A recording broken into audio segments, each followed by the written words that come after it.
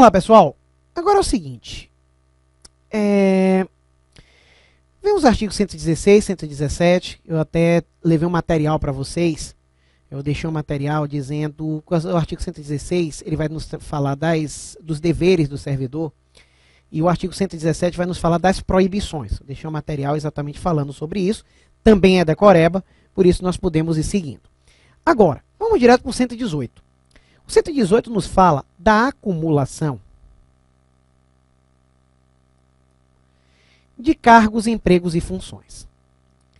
Essa acumulação remunerada, ela é, em regra, proibida. Essa acumulação remunerada é, em regra, proibida. Então, isso significa, e aí nós vamos ter nessa situação,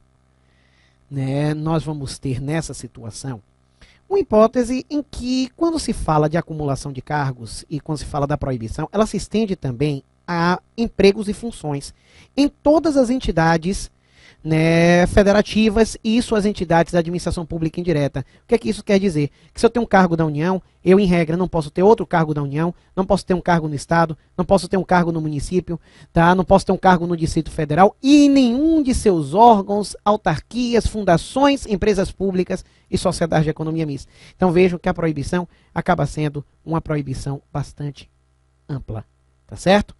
Essa acumulação de cargos, então, ela em regra é proibida, mas há exceções a essa proibição.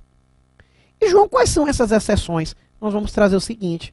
Ora, primeiramente, precisamos ter em mente que, para que a exceção permita a acumulação remunerada de cargos, empregos e funções, é necessário que se tenha compatibilidade de horários.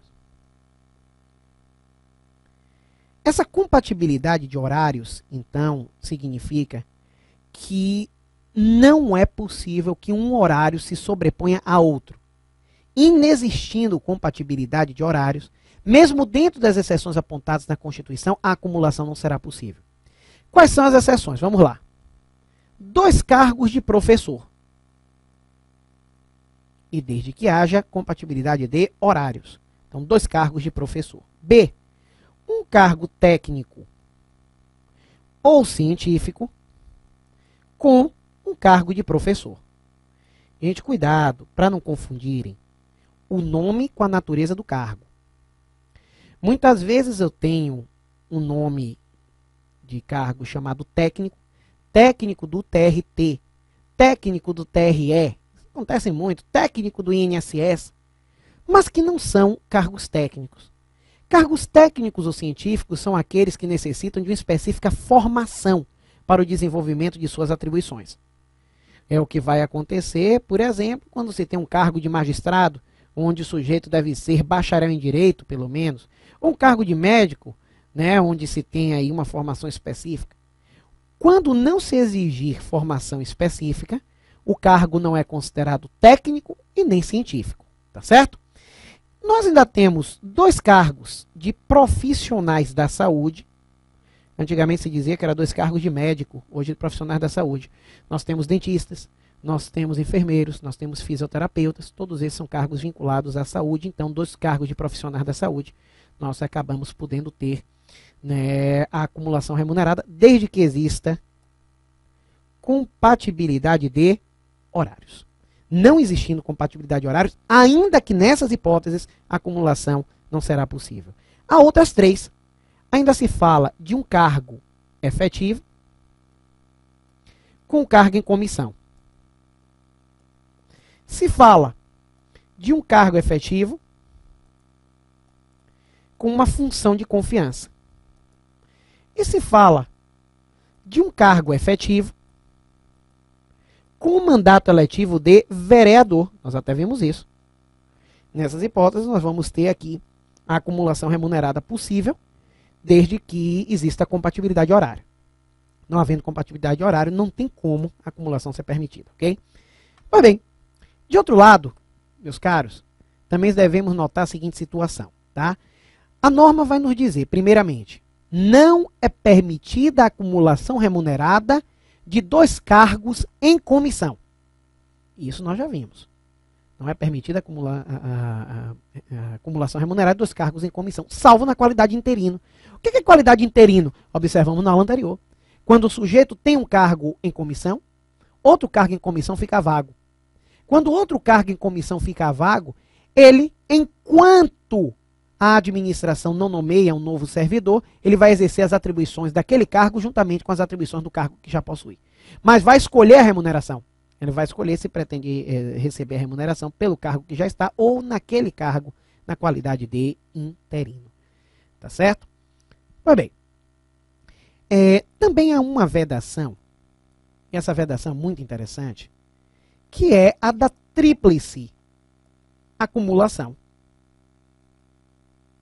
Como assim, João? A vedação da tríplice acumulação, o que ela quer dizer? É o seguinte, quando se permite a acumulação remunerada, e percebam que essa acumulação remunerada, ela é excepcional, mesmo assim admite-se 2 cargos, empregos e funções, jamais 3. Em certas provas, caem algumas pegadinhas dizendo, olha, o sujeito pode acumular um cargo técnico ou científico com 2 cargos de professor. Está errado. Porque nós teríamos 3 cargos e a tríplice acumulação é proibida. Por isso que a Lei 8.112 nos diz, o servidor que acumula licitamente 2 cargos efetivos, quando investido em cargo em comissão, vai se afastar dos 2 cargos efetivos. A não ser que exista compatibilidade com o exercício do cargo em comissão e um cargo efetivo. Ele poderia ficar com um cargo efetivo e um em comissão, mas jamais 3. Essa lógica aqui é apresentada. Nessa parte também se traz, gente, é uma observaçãozinha de prova, que o servidor ele não poderá ser remunerado pela participação em órgão de deliberação coletiva. Muita gente me pergunta, João, o servidor é remunerado por participação em comissão de inquérito administrativo? Ou, João, o servidor é remunerado por participação em comissão de licitação? E a resposta é negativa, pois é a própria lei que proíbe a remuneração do servidor quando atuar em cargos ou em órgãos de deliberação coletiva, como são as comissões de licitação e de inquérito administrativo. Responsabilidade.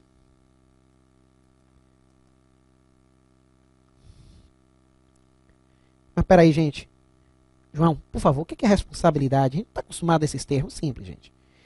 A responsabilidade, na realidade, o que tem é que ela significa a aplicação de sanção a servidor por um ilícito cometido.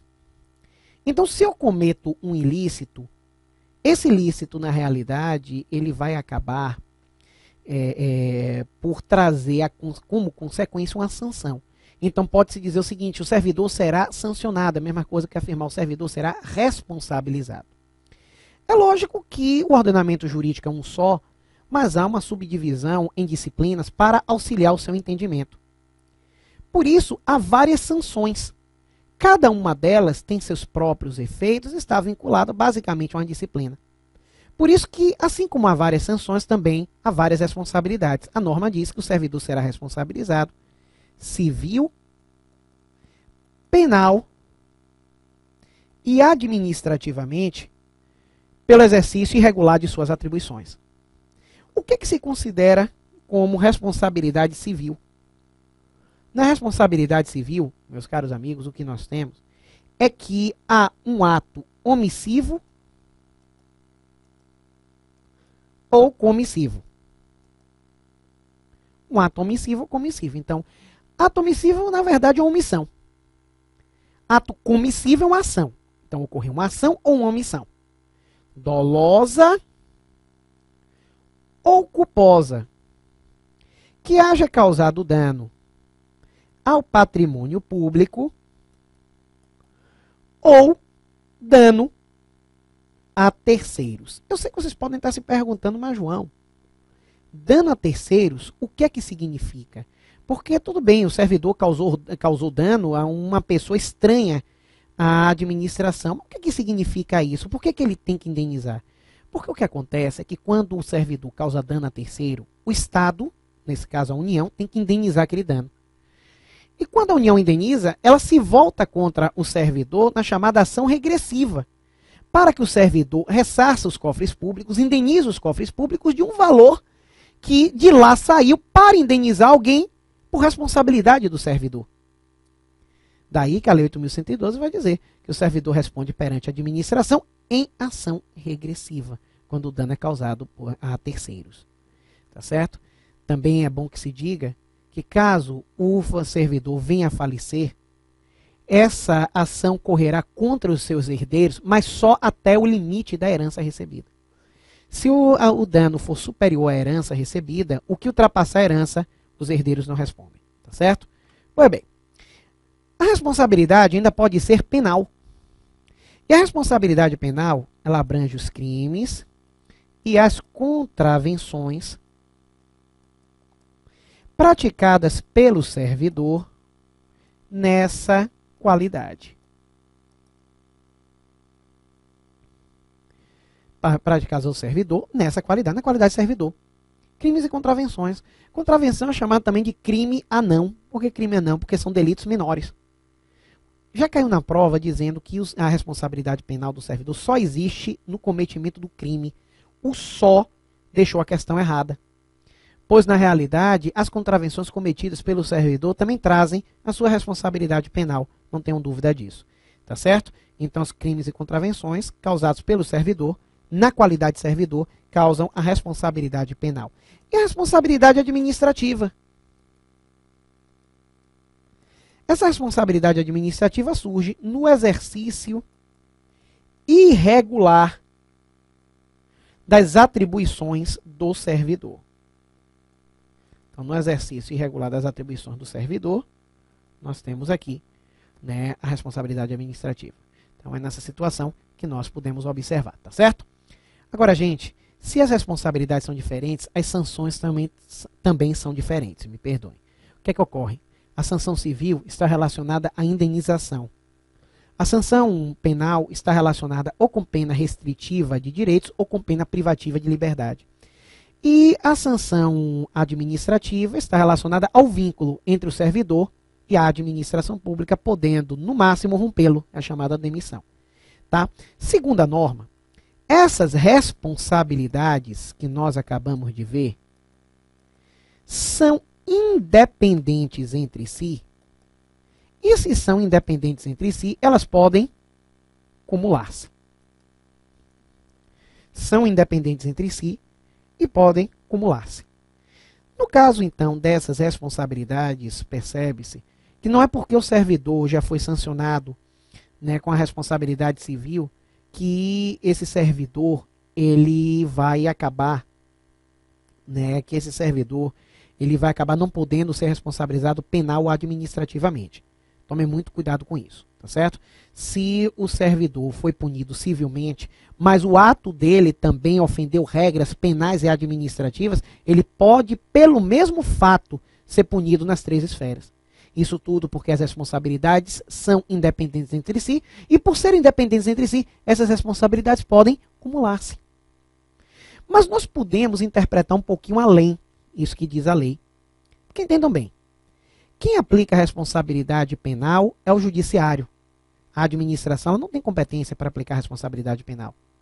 Agora, quem aplica a responsabilidade administrativa é a própria administração pública. Qual é a lógica? O raciocínio que nós vamos fazer aqui é o seguinte. Se as responsabilidades são independentes entre si, e se são diferentes seus órgãos aplicadores, isso significa que os órgãos aplicadores das responsabilidades também são independentes entre si. Tá certo? Nesse ponto, surge então um princípio chamado princípio da incomunicabilidade, sim, incomunicabilidade de instâncias. Incomunicabilidade de instâncias. O que ele quer dizer? Que os órgãos aplicadores das responsabilidades são independentes entre si. Então, o que decide o judiciário não obriga a administração a decidir no mesmo sentido. E vice-versa. Essa incomunicabilidade de instâncias, no entanto, vai trazer duas exceções. Nessas duas exceções, quando o judiciário decidir, a administração é obrigada a decidir no mesmo sentido.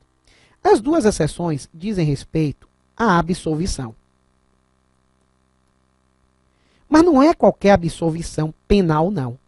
O Poder Judiciário, num processo penal, absolveu o servidor. Na maioria das vezes, apesar da absolvição penal, a administração ela pode, na sua esfera, na esfera administrativa, aplicar a responsabilidade administrativa pela incomunicabilidade de instâncias. Nessa situação, se a absolvição criminal foi por negativa de autoria ou foi por negativa de fato, da existência de fato, a administração é obrigada a absolver também. Não confundam negativa de autoria com insuficiência de provas. Eu explico. Uma coisa é dizer que pelas provas não foi aquela pessoa que praticou o delito. Outra coisa é dizer que não há provas suficientes de que foi. E aí indúbio pro réu. Na dúvida, a favor do réu. Nessas circunstâncias, se a decisão for por uma absolvição criminal, por negativa de autoria, pois as provas mostram que não foi o servidor, a administração é obrigada a absolver também. Por isso é que é exceção à incomunicabilidade de instâncias. Se de outro lado nós temos uma decisão criminal que absolve o servidor por negativa de existência de fato, como assim? Olha aquele fato apontado do servidor, não existiu não, viu? Como assim, meu amigo? Não, é porque aqui na ação diz que ele subtraiu um valor da administração. Mas está aqui a prova que aquele valor foi gasto mais cedo para uma compra. Então, o fato que vocês estão imputando ao servidor não existiu. Cuidado, eu não estou dizendo que o fato não é crime, não. Porque o crime é um ato, na verdade, típico, antijurídico e culpável, dizem os penalistas. Ato típico quer dizer que eu só tenho crime se a conduta praticada pela pessoa corresponder exatamente àquela que está prevista na lei penal. Se não corresponder exatamente ao que está previsto na lei penal, não temos que falar de crime. Agora, se o fato existiu, mas não é crime, isso não significa que a administração não possa punir. Pois o fato não é crime, mas pode ser ilícito administrativo. Dentre as proibições, as vedações previstas no artigo 117, está lá a de manifestar apreço ou desapreço ao servidor no âmbito da repartição, no interior da repartição. Isso não é crime. Manifestar apreço ou desapreço não é crime, mas é ilícito administrativo. Então, se o Poder Judiciário absolve criminalmente, por se tratar de uma conduta que não está tipificada na lei como crime, nem como contravenção, a administração não está obrigada a absolver. É diferente de dizer que o fato não existiu. Aí a administração tem que absolver. Mas se o fato existiu, a administração pode analisar se aquele fato é considerado ilícito administrativo ou não. Por isso eu gosto sempre de trazer essas duas pegadinhas. Pois quando se cobra em prova, a pegadinha sobre o assunto, geralmente são essas duas.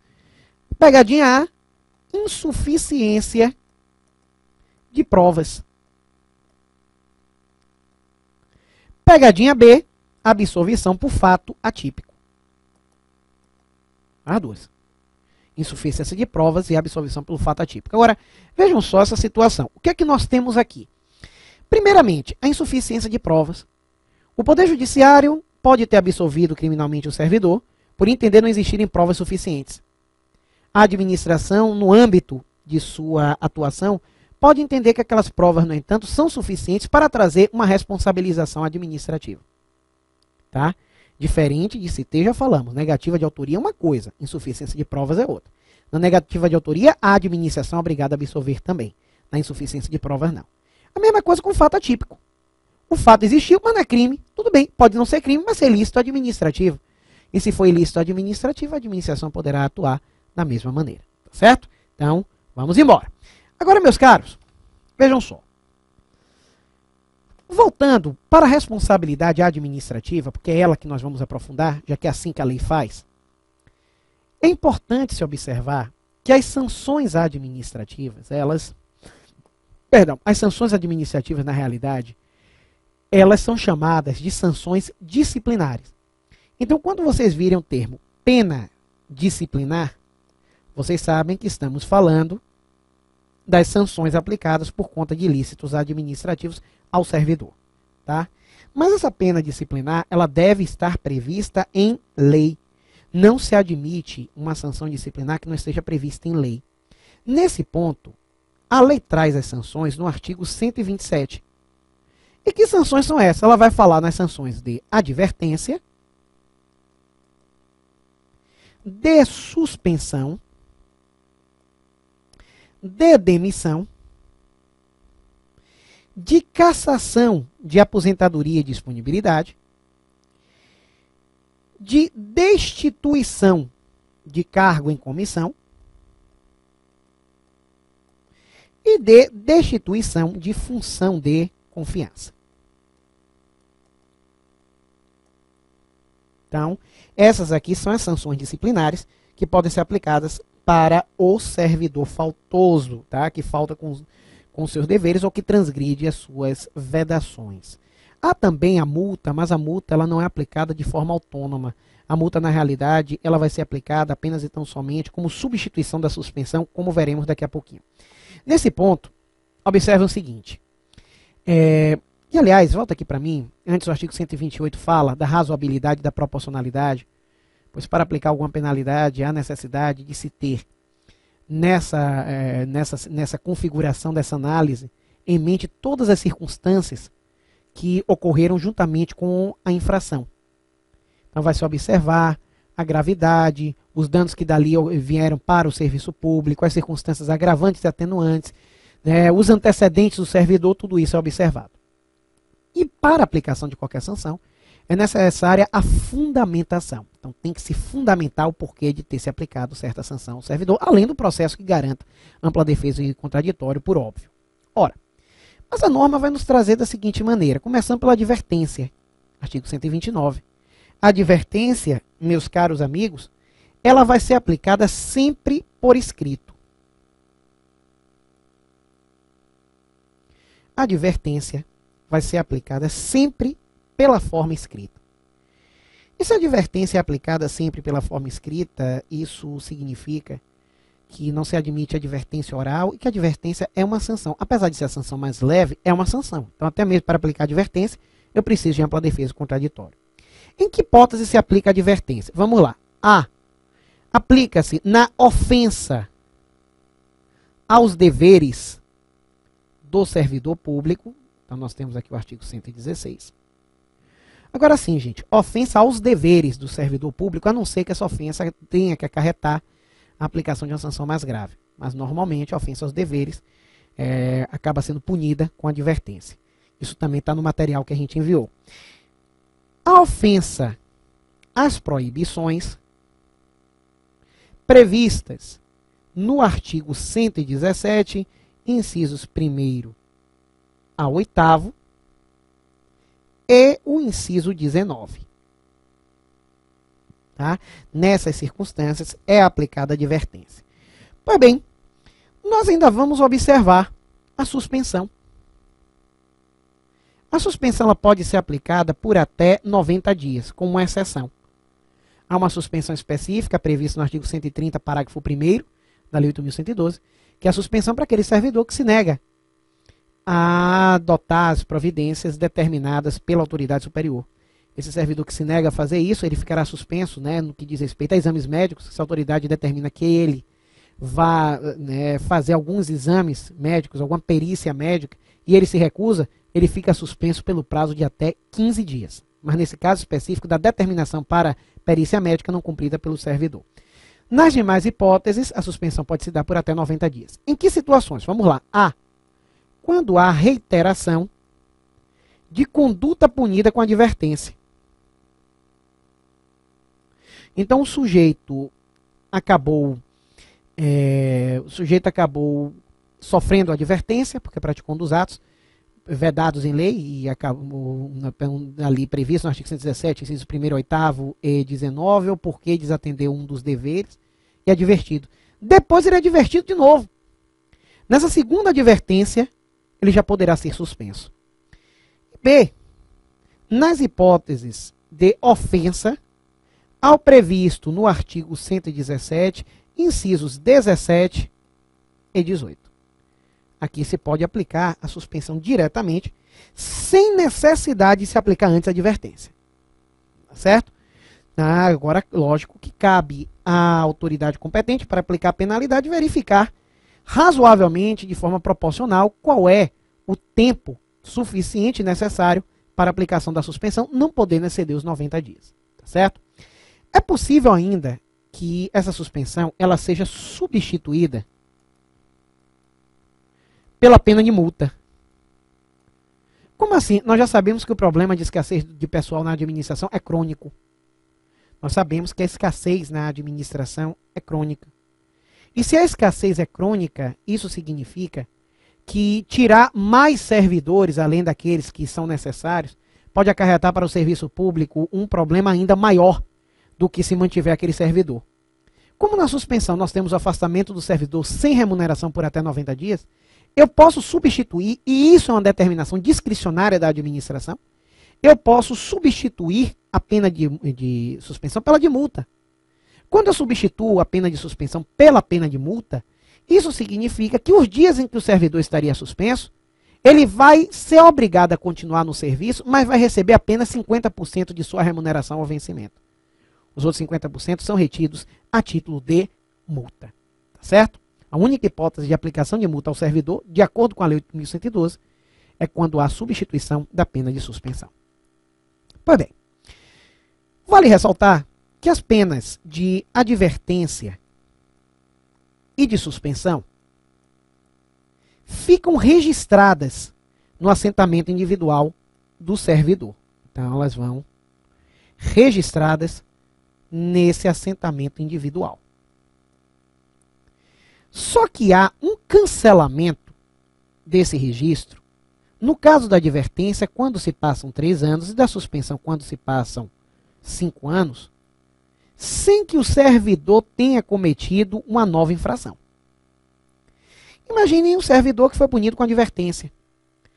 Depois de 3 anos, sem cometer infração alguma, o registro da advertência é cancelado. Mas é importante se observar, nos termos do artigo 131, que o que se cancela na realidade é apenas o registro e não a própria infração.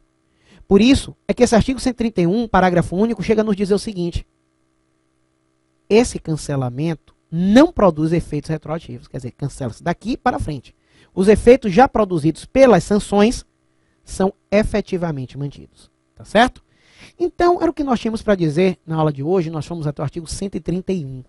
A partir da próxima aula, nós veremos mais um pouquinho da Lei 8.112, os pontos mais importantes, é o que nós estamos fazendo, seguindo essa ordem, e na sequência a ética aplicada ao servidor público, que também é bem tranquila. Lembra que nossa aula termina aqui, nosso contato não. Estou à disposição de todos vocês para quaisquer dúvidas que possam surgir. A todos, um grande beijo no coração, bons estudos, nos vemos na próxima, se Deus assim quiser.